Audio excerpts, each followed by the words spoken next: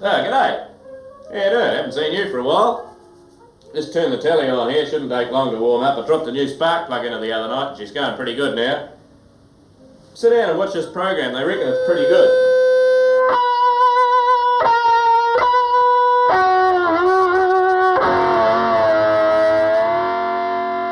It's been more than 230 years since the English language first arrived on these shores. It must have liked it here, because over the years it's become a lot more relaxed than its ancestor, the Queen's English, and the warm colonial sun has given it a complexion all of its own.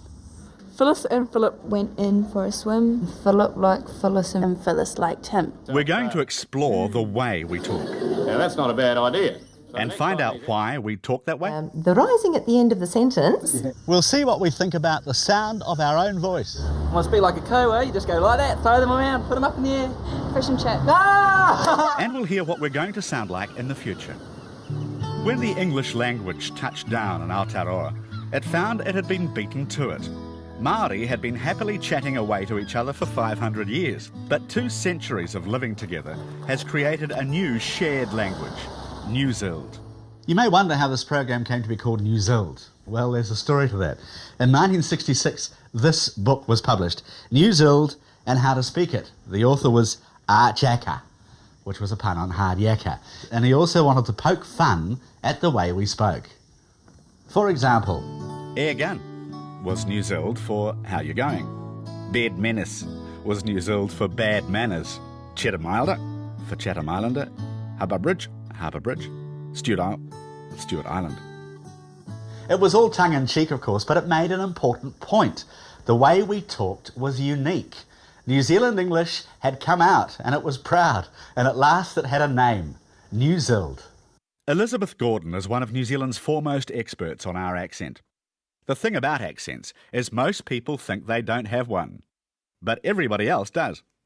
Because if you just stay here, that's what you hear, and it's what's normal. And so everybody speaks the same, so you think you don't have an accent, because the way you speak is the way everybody else speaks. But you go overseas and all of a sudden, suddenly people can't understand what you're saying and ask you what part of Australia you came from, and you suddenly realise there's something about the way you speak that's different. Perhaps foreign ears are better attuned to picking up the nuances of our language. When you're new here, it seems the Kiwis talk so fast and you can understand them. The Kiwi accent is slightly different. Yeah, and we found it very difficult to catch it. You know, it's talk fast and I can't understand. And I said to him, can you speak slowly? Well, it's our shout. I was waiting in the pub for everybody to stand up screaming. They kind of squeal at the end of every sentence. And it was a bit intimidating at first. Well, it seems overseas people not only confused by the way we talk, but by the words we use. Now, our brand of English is most closely related to Australian. What's the documentary about anyway? It's about New Zealand English. Yeah, that's a contradiction, I think. It's not real English at all. Whereas the Australians come from more, probably the Liverpools and the Scousers, the convict stock. Nah, New Zealand is, I suppose, it's better than Australian. Way better than Australian. That brings us to the hallmarks of New Zealand English, and one of the big ones is the high rising terminal, or HRT. That's when the intonation rises at the end of a sentence so that it sounds more like a question and is a bit uncertain. You get it a narrative when people are telling stories. You know, I went down the road and I was riding my bike and I fell over. Let's look now at what we do with our vowels. Now, one of the main features is the much quoted fish and chips. That's because our short I sound is beginning to sound like a short U. I'm Lynn. Lynn. Lynn. Not Lynn, but Lynn. Lynn. Right. Lynn. I come from New Zealand. The same vowel sound is in this poem. Phyllis and Philip went for a swim. Phyllis and Philip went for a swim. Philip liked Phyllis and Phyllis liked him. Philip liked Phyllis and Phyllis liked him. Another feature is our changing of the short A vowel so that it sounds more like a short E. This really confuses foreigners. You know when the All Blacks played Wales? Where? Yeah, they were going to stick this amnesty concert Who on. played Wales, sorry? The All Blacks. Oh, the All Blacks. Yeah, but something wrong. Another big feature is our diphthongs. That's when 2 vowel sounds are combined, like in these words. Here's how Judy says them. Go out my gate. But note how Lynn of Tawa stretches them out more. Go out my gate. On the other hand, some of our diphthongs are merging. All of these words used to be pronounced slightly differently. Here's Judy. Near, square, chair, beer, bear, hair, here. But now they're all tending to sound the same. Near, square, chair, bear, bear, hair, hair. This merging of sounds can cause confusion. Give us 3 beers, would you, mate? Not this story again.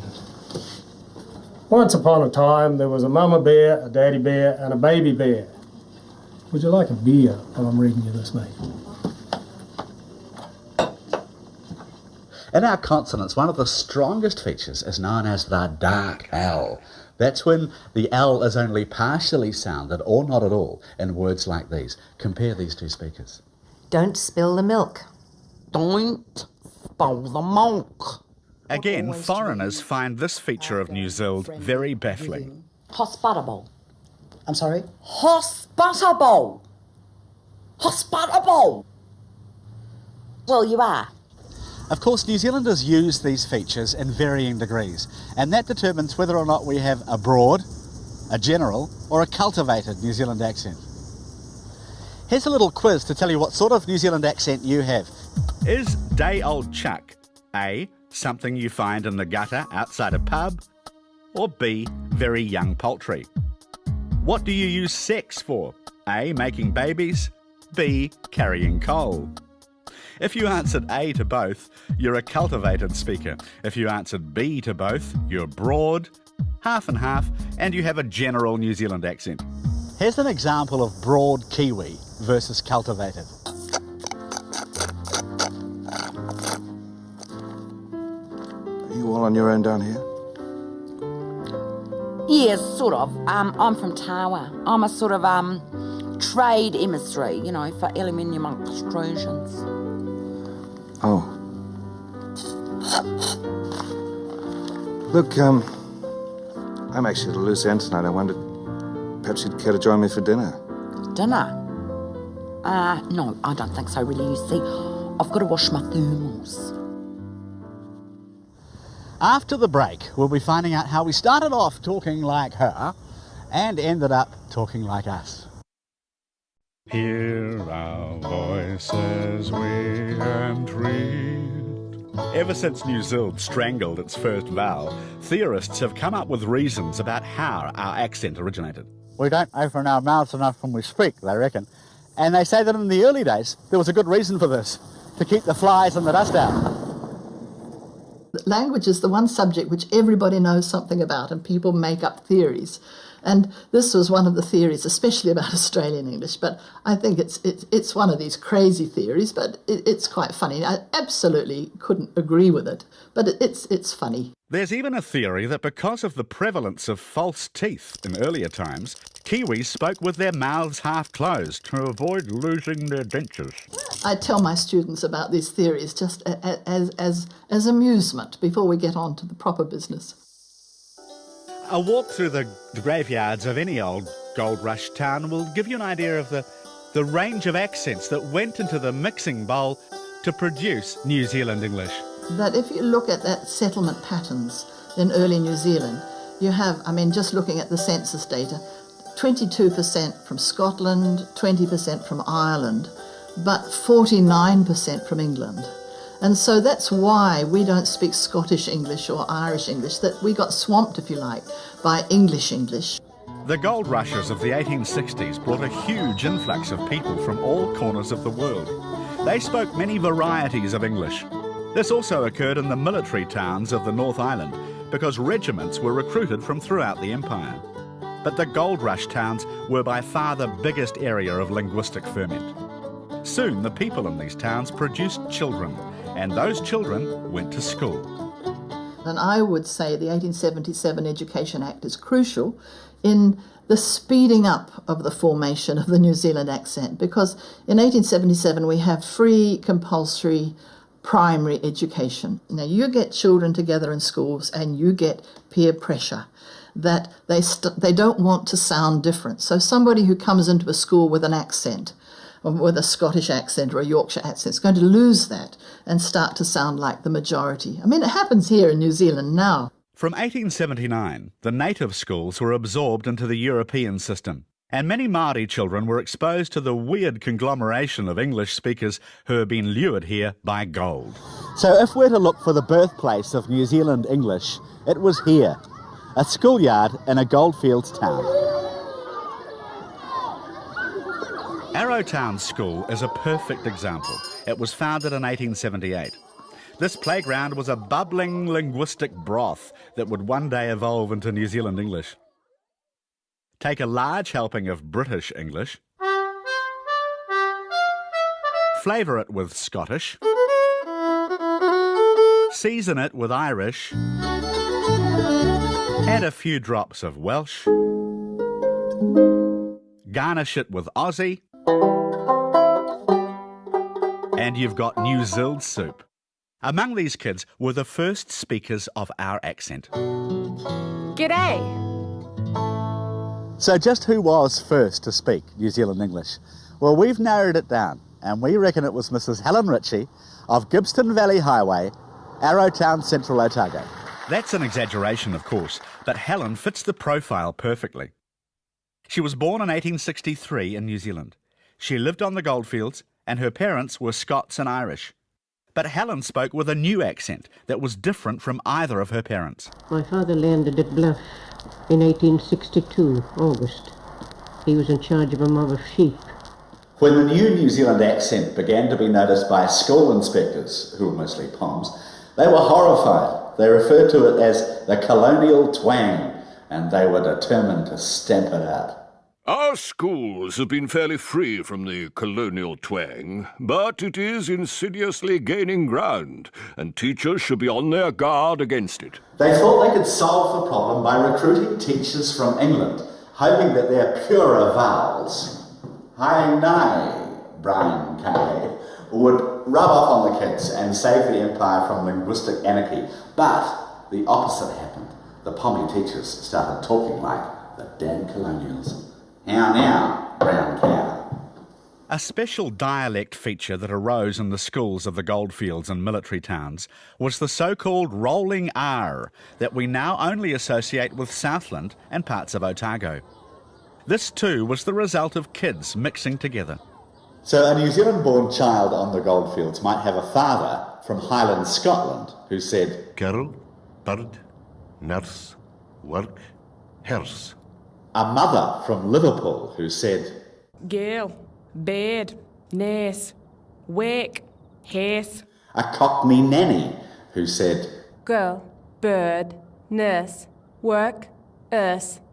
A school teacher from Belfast who said, Girl, bird, nurse, work, hearse. And a Sunday school teacher from Wales who said, Girl, bird, nurse, work, hearse. So the children didn't know whether they were Arthur or Martha, and they ended up saying, Girl, bird, nurse, work, hearse.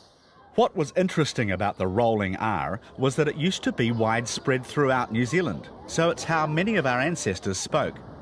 This recent discovery was made at Canterbury University, where the Origins of New Zealand English project, ONZE for short, has been analysing some unique sound archives. In the 1940s, a mobile recording unit travelled the country, recording the recollections of Kiwis in their 80s and 90s. This meant that they learned to speak in the 1850s and 60s.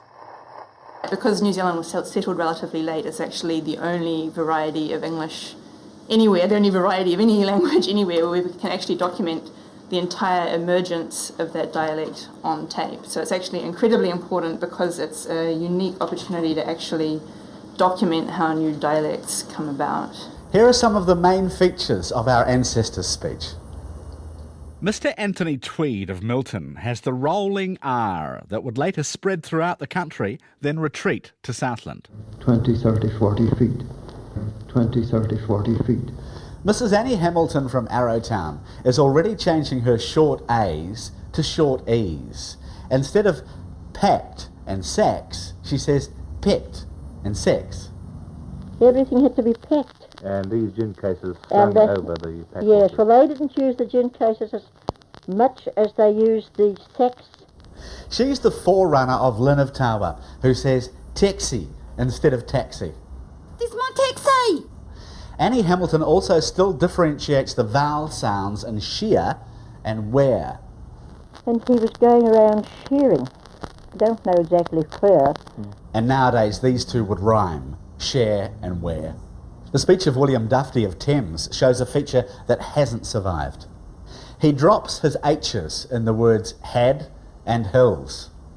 He says ad and ills. We had to go just a little bit over hills. We had to go just a little bit over hills. And Mrs. Mary Turnbull of Morrinsville also uses extinct sounds. Instead of dance, old and school, she says dance, old and school. Just little dances in a little old school. Just little dances in a little old school. Those voices remind me of my grandmother, so it's not too foreign for us. But what would we sound like to them? I imagine to them, many of us will sound like the least preferred New Zealand speakers today sound to us. Wow, so we would have sounded less couth.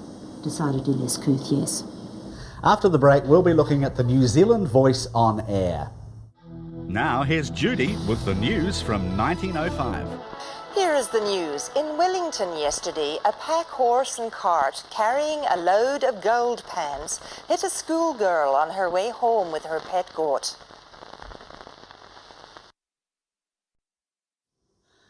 People often say, why should there be a standard of speech to which we should aspire? Why can't everybody simply talk the way they want to? Which is completely fair enough, until you realise that hardly anybody actually does that in their own lives. For example, when the phone should happen to ring and we answer it, hello, we start to put on our phone voice. In other words, we start sounding the way we think we should. When talking on the phone, one would just enunciate more clearly, you know. You have a telephone voice? No. Oh, you do so. Oh, You definitely She does? really? Everyone does have a telephone. But it wouldn't be And a like parrot voice. snobby or like posh. Oh, it's the word. Mine. Absolutely.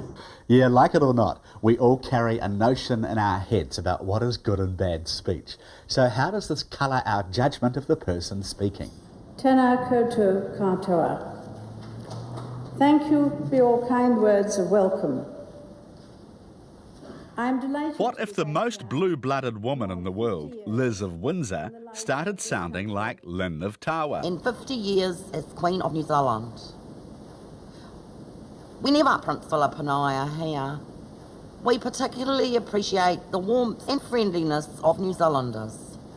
If you hadn't seen pictures of the Queen just then, what would your opinion be about the person speaking? In other words, what judgments are you making about our accent?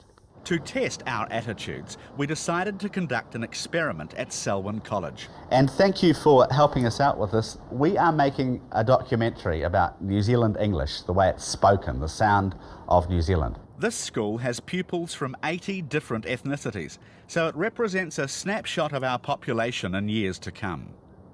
We're going to play the group recordings of 4 different accents. They'll all talk about a neutral topic, Christmas. We'll ask the students to make value judgments based solely on the sounds of the accents. They'll rate them according to how friendly and honest they seem, how important they think the speaker's job is, how much authority they have, how well educated they are, and what their income is. First up is Broad New Zealand. Yeah, for us it's generally a very busy time because all the crops are in full production. General New Zealand. And it's a coming together, it's end of the year, it's summer, it's supposedly a sort of relaxing time for when you are on holiday. Cultivated New Zealand. And then we follow through with a usual barbecue or Christmas dinner, and then the sharing of gifts and celebrating together in a party way. And a BBC-sounding London voice. That is the big enduring memory of Christmas for me. But of course, carol singing, going out carol singing, receiving carol singers, the Christmas dinner. When this experiment was done 10 years ago, the more Kiwi the voice, the more it was rated as friendly and honest. The more British the voice, the more the speaker was thought to be authoritative, have an important job, be better educated, and have a higher income. No doubt a hangover from our colonial past, when Britishness equalled authority and power. But the results this time were completely different. As expected, the British speaker was still felt to be the best educated and to have the most important job. But unexpectedly, he was also rated the friendliest, taking that honour from the broad Kiwi speaker. Again, unexpectedly, the cultivated New Zealand voice overtook the British voice as being the most authoritative and having the highest income. But it also deposed broad Kiwi as the most honest. So what do we make of these results? Well, the cultured New Zealand accent has definitely taken over from the British accent as the most prestigious, certainly as far as young and new New Zealanders are concerned. But in earlier times, the British accent reigned supreme. When broadcasting first began in this country, the powers that be decided to emulate the BBC model, and that persisted for decades. How now, brown cow? How? Since broadcasting began in this country, Radio New Zealand has been the upholder of the standard. Rules relating to wind farms are Hewitt Humphrey is in charge of training new radio journalists in how to speak New Zealand English on air correctly. We were in a mould, and that mould originally, I think, came probably from the BBC. In fact, if you go back before the days when I started and listened to broadcasters in the 50s, they all had a particular sound. There was a perception that people with a strong New Zealand accent may well be uneducated or even slightly yokelish. Eventually, the BBC style gave way to our own voice. The New Zealand accent was first heard on air in so-called less prestigious programs like game shows, sports commentaries and shopping reports. Well, good morning, everybody. Here I am home again, back again in New Zealand, which is the very easiest country in the world to live in. And Aunt Daisy is an example of this halfway point. She's a little bit BBC and a little bit New Zealand. So, kia ora, cheerio, everybody. By the 60s, things had changed even further. And Merv Smith is a good example, I suppose, because he was a broadcaster for whom that wasn't such an important part of their broadcasting speech, because it was their personality. Don't endure the wintry weather. 7:24, by the way, 7:24. Don't endure the wintry weather looking like a wet rag. Look like me, completely wrung out. Just because your hair... When private radio came along, the move towards the New Zealand accent accelerated. Even the conservative national program changed its tone. In 65, when I first started, and I might have said, "This is the national program," whereas today I would just say, "This is national radio." How now, brown cow? How now, brown cow? While radio had embraced our accent, television was still upholding the old standards. In Dunedin today, 5 people... Their presenters spoke a different language from their audience. I'd like to say how very much I've enjoyed presenting our programs to you from AKTV2 over the last few years. G'day, mate. Kia ora, mate. Meanwhile, out in audience land, those in the country, the suburbs and the streets have been speaking a variety of accents that weren't being reflected on TV, until they were caricatured by a group of comedians. One of those characters came from here, and her name was Lum.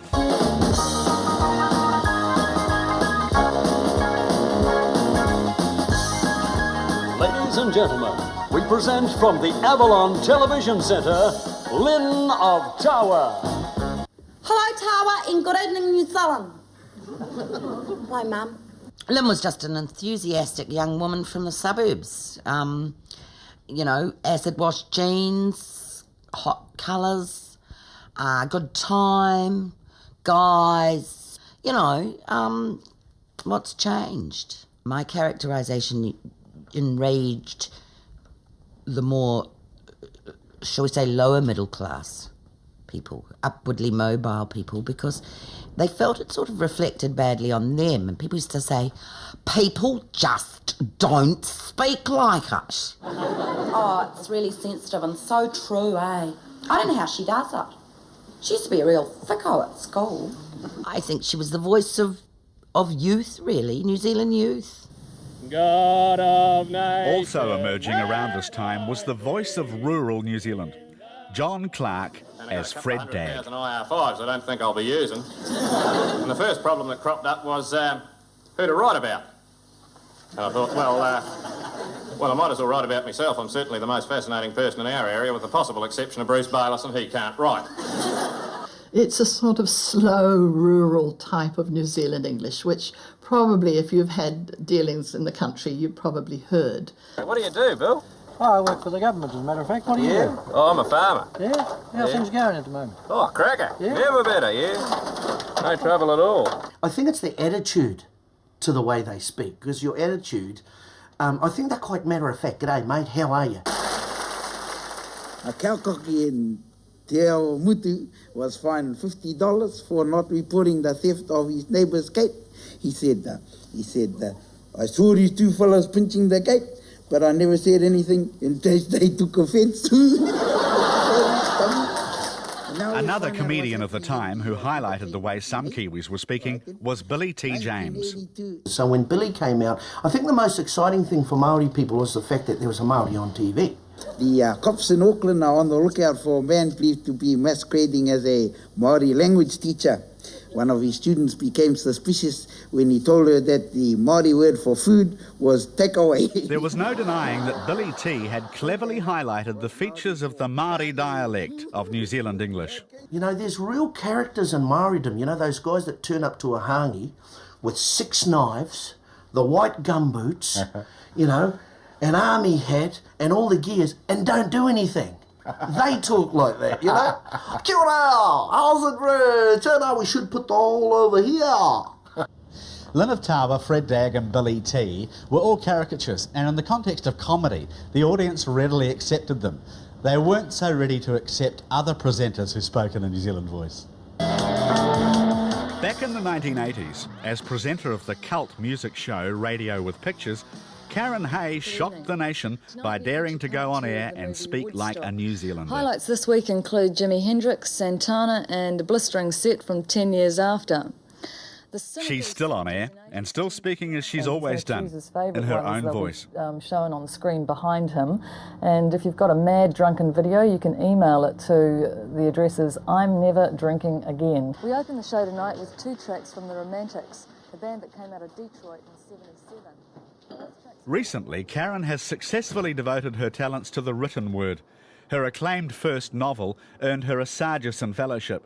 Despite this, people still remember her as the rock chick who talked like a Sheila. I suppose it was shocking to people because I was speaking in a New Zealand accent, and before then we'd had the BBC School of Speaking.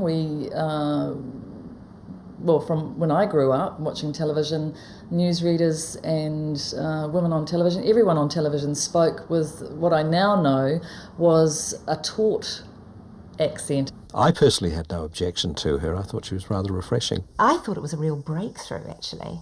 I loved it because it was real. Welcome. If we no longer aspire to speaking the Queen's English, whose English should we emulate? Perhaps Judy Bailey best exemplifies the benchmark for the cultivated New Zealand broadcasting voice. But she didn't always speak that way. Although New Zealand born, her formative years were spent in England, learning English from the natives. And I remember vividly coming back with an incredibly broad British accent, frightfully plummy. And the kids at school gave me hell. In the 34 years that Judy's been on air, the New Zealand broadcasting voice has moved away from the BBC model to a more general Kiwi accent.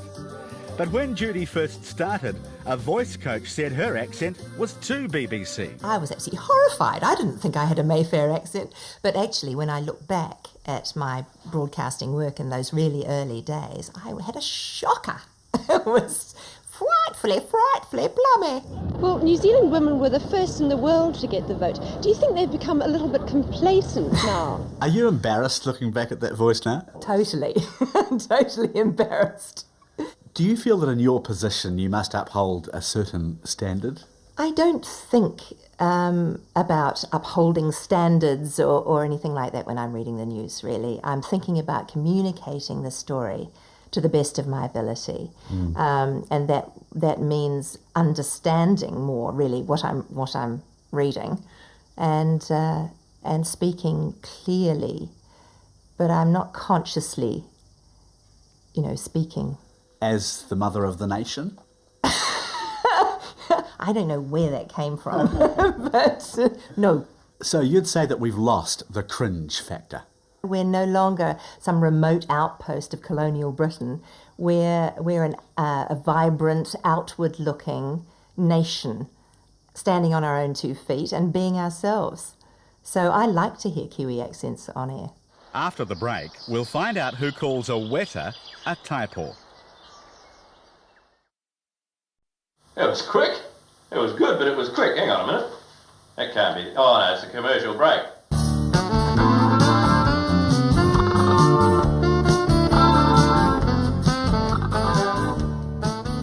Southland, with its rolling hills and its rolling R's. Oh, there's one now. The rolling R of Southland is our most distinctive regional accent, and in the heart of Southland is Gore.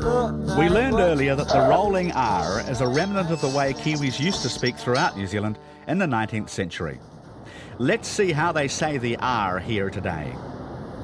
Girl, bird, nurse, workers. Now, do you roll your R's? Only when I'm drunk. Girl, bird, nurse, work, purse. She does. Girl, bird, nurse, work, pierce.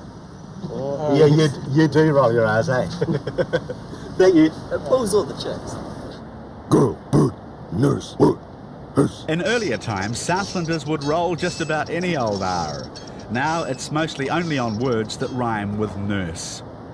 Let's see if we can make some of them roll the R in a word like horse. What does a cowboy ride? Horses. You want us to say sheep, don't you? No, I don't want you to say sheep. Horse. No, horse. Horse. Although the rolling R isn't widespread outside of Southland, it's doing very nicely here. The rolling R isn't likely to die out because it's being encouraged in the young. I've got kids here that have had 3 or 4 generations go to the school, so their Southland accent's quite strong. We're just going to read the words together. First one, girl. Second one, bird, nurse, work, nurse. We are proud Southlanders, and rolling our R's makes us unique. It's not just the way we speak, it's also the words we speak that make the way we speak unique. Max Cryer has had a lifelong fascination with words and presents a radio show that examines their sometimes quirky origins. Max has a particular interest in New Zealand vocabulary. He's written many books on our language and collected many specimens of our native Kiwi words. Scroggin is one. That's the food you eat on tramping. Yeah. Americans call it trail mix, but scroggin is believed to be totally New Zealand. Afghan biscuits are called Afghan biscuits here, but nowhere else. And people live in the back blocks, which is a New Zealand word. Mutton birds is New Zealand. And in Dunedin, they speak of scarfies. Everybody knows what scarfie means, but I think it was invented in this country. Swan dry. Why are we so fond of shortening words like taranaki becomes vanaki? The country was established by hard-working pioneers to whom language was really not an important factor. Work was much more important. And so they developed over the centuries a lack of respect for language. Just get it out, say it the easiest way possible. And a wish to shorten everything and hurry through words has given us a proliferation of Chrissy, Drinky, Relly, Barbie, Prezzies, Veggies, which is baby talk. What are some of the most significant regional vocabulary words? Parts of Otago and South Canterbury still say crib, when the North Island would say batch. And I think if you buy strawberries in different places, they're either in a punnet or a chip or a pottle.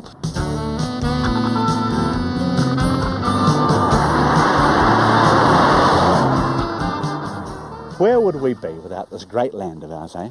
Well, we'd be treading water for a start. But more importantly, geography has a huge effect on language.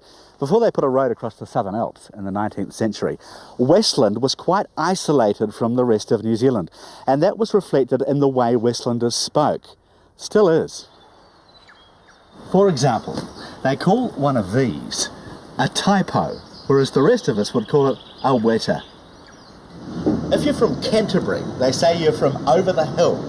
Or if you're from another part of New Zealand, they say you're from away. And here a lammy is a long woolen bush shirt. Right, let's track down the native West Coast lammy. As for us lammies, I know what you mean. They're usually green or they're plaid, and they go down to your knees, and they have a placket here with eyelet holes, and they're laced up. Yes. Is there a local word for oil skin? Another local word describes a local delicacy, the dressed pie. Dressed because what does it have on it? There's potato, peas and tomato on top of a nice dressed pie. I mean a mince pie. But just tell them it's a New Zealand icon. In fact, it's probably a West Coast icon.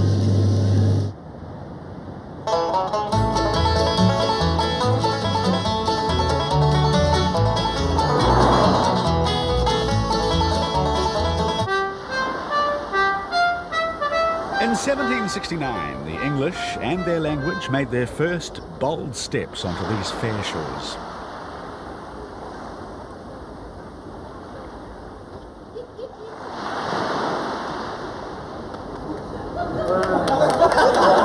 And then as more English people moved onto our coastal properties, it got absorbed. Just through trading and just through religion, they grasped very quickly the English language because they had to. It's a matter of survival, basically. Māori not only learned English early on, but they've evolved their own variety. So what's its defining characteristics? Pākehā English is like I'm talking now. It goes really fast, and you miss a whole lot of the words that are in there because someone's speaking really fast. So you'll find a lot of Americans will find it very hard to understand New Zealanders when they come over here because we speak so quickly. With respect, I find it hard sometimes to see the rhythm in Pākehā English. Whereas if we were saying the same thing in Māori, we would say, the Americans, they find it hard to, we put more accent on the letters. They reckon a man's home is his castle, eh? Except down at the works where a man's home is his freezer. And that's what we're going to talk about today, eh? A big feature of Māori New Zealand is the ending of a sentence with a.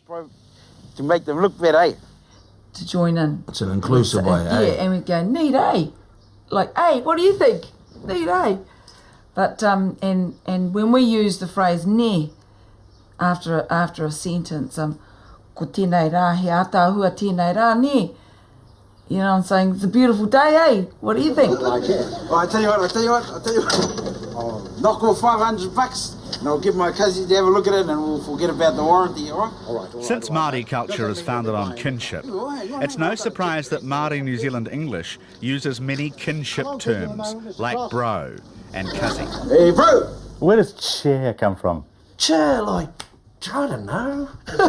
Yeah, chair, good. It's a positive, eh? I think it comes from cheers, down to cheer, to chair. You've just cooked a feed or you've just something really good and you go, chair.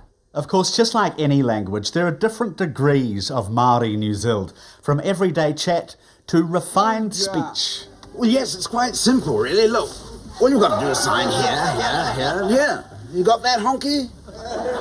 And I've heard kaumātua, beautiful Māori speakers, and they're just as beautiful speaking English as well. With an English lilt, that slight English upper class accent. Tie their horses outside, and one of my jobs was to drill them, give them sort of elementary training.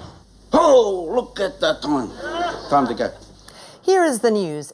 Here's how Judy reads the news now. After the break, we'll hear how her great-granddaughter might read it. On her way home with her pet goat. Our accent's travelled such a long way to get to where it is, but where's it going in the future? And what about the changes that are happening as we speak, literally? One development among young people is the way they pronounce the word the when the next word begins with a vowel. Listen to the words the East as said by these older speakers. It is the East and Juliet is the sun. It is the East. But most under 20 say the East. Breaks. It is the East. It is the East. It is the East and Juliet is the sun. Tell me about the one we all use, the yeah, no. There's no answer. If you want to classify it, it's called a soother. It's really verbal punctuation. It's just someone saying something to fill in the gap while their mind thinks. You know how Southlanders roll their R's? Yeah, no. Coasters don't do that. I thought she was very funny. Gone are the days when the only Māori words most Pākehā could muster were some of the words to the haka. 40 years ago when this film was shot, Your average Pākehā spoke just one Māori word for every 1,000 English words used in normal conversation. Now that's up to 6 per 1,000, even if the pronunciation is sometimes a bit pakarude. Kai kora, sunshine! Well, I think that we're having a Maori renaissance, if you like. There's a resurgence of Maori and words are coming in. There was a time when you wouldn't have known words like turanga waiwai, which now you could hear without even an explanation.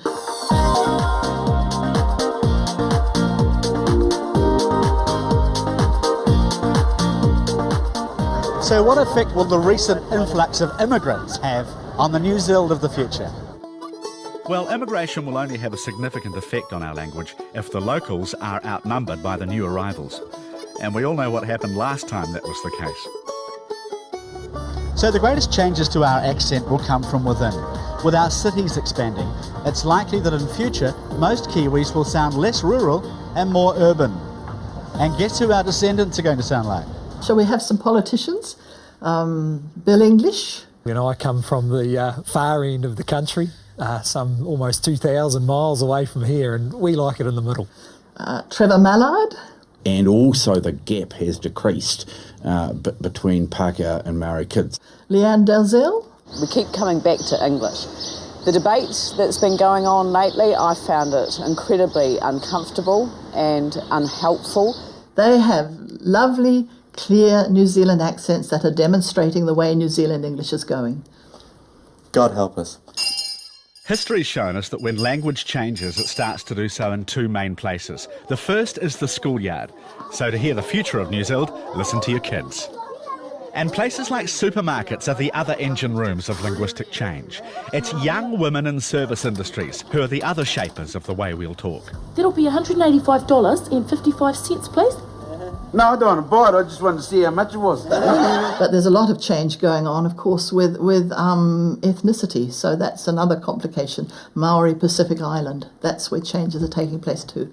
In the case of my grandchildren, because I only have two and they have a Samoan mother and a Pākehā father, there could be a very interesting mixture of Pacific Island and general New Zealand English. So that will certainly be something to watch. To give you an idea of future New Zealand, here's Judy with the news for 2105. This is her great-granddaughter's going to read it. Here is the news. On Wellington yesterday, a peck horse and cart carrying a load of gold pens has a schoolgirl on her way home with her pet goat. It's been a long journey since Captain Cook said "our hello" to the locals, and they responded with a suspicious "kia ora." And now any one of us can say "cheer, bro," or "g'day" to each other, and know we'll be understood. Our language, New Zealand, unites us, and all the new cultures here can share in that as well. And I reckon that's choice, eh? Now they'll love this. This is Kiwi airs, mate. Eden Park. Eden Park. All on their feet. You and me. Hey. Hey, they'll love it. 60,000 people. Or Ericsson, the butcher. Anyway. Jandal's mates rates Billy T. Billy T's good. And Zach Plunkett. What about Alan P? Very nice. Burger Munted Vegemite. Isn't that Australian? Sweet as choice bro. She'll be right. Gumboot Swan Dry. First for shops. Hey? Kai Moana. Fish and chips. Oh yeah. Tēnā koutou katoa. Aotearoa. You gotta get that vibrato. Yeah, I can't do that tremolo the way you can do it. It's a Māori thing. But you've done it. You're a professional entertainer. That's right. Yeah. Cheer. Kia ora.